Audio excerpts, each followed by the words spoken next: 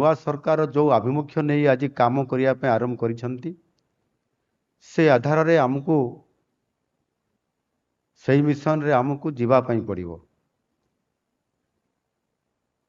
आउ ये सरकार आभिमुख्य को सफल रूपायन करने पड़ो जेहेतु आपण मान पाखरे जो गुरुदायित्व दि जाइछि ताकू जदि आमे ठीक भाव में करवा ताले सरकार आभिमुख्य व सरकार मिशन निश्चित भाव में सफल हो पारिबो।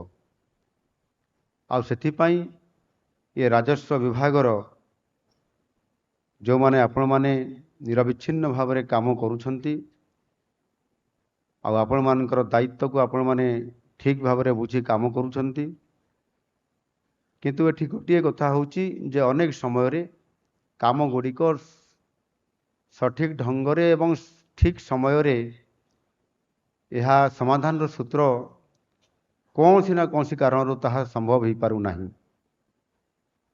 भूमि हेउछि उन्नति जीविका एवं सामाजिक न्यायर आधार।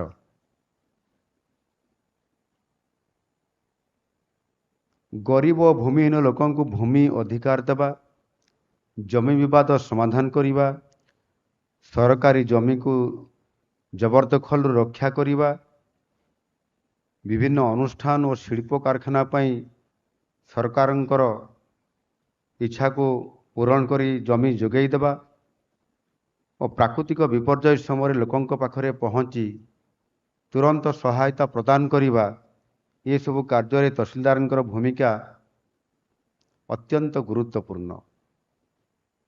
से भली भाव में उपजिल्लापाल एवं अतिरिक्त जिल्लापाल माने तहसीलदार कार्य को तदारख करने सहित किपरि समस्त राजस्व सेवा सुरुखुरी रे लोकों पाखक पहुँची पारिबो ताकू सुनिश्चित करिबा।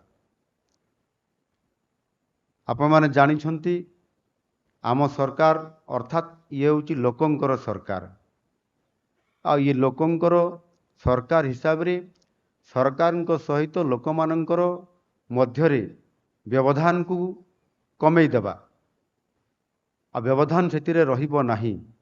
अर्थात साधारण लोकटे भी जदि आसीबो तांकर सहित उत्तम आचरण पूर्वक तांकर आसीबार अभिप्राय शुणिला परे विहित पदक्षेप नेबा पाई समाधान सूत्र बाहर करी आमे ताको न्याय प्रदान करिबारे सहयोग कामना करिबा। ये हूँ आमर प्रथम कर्तव्य।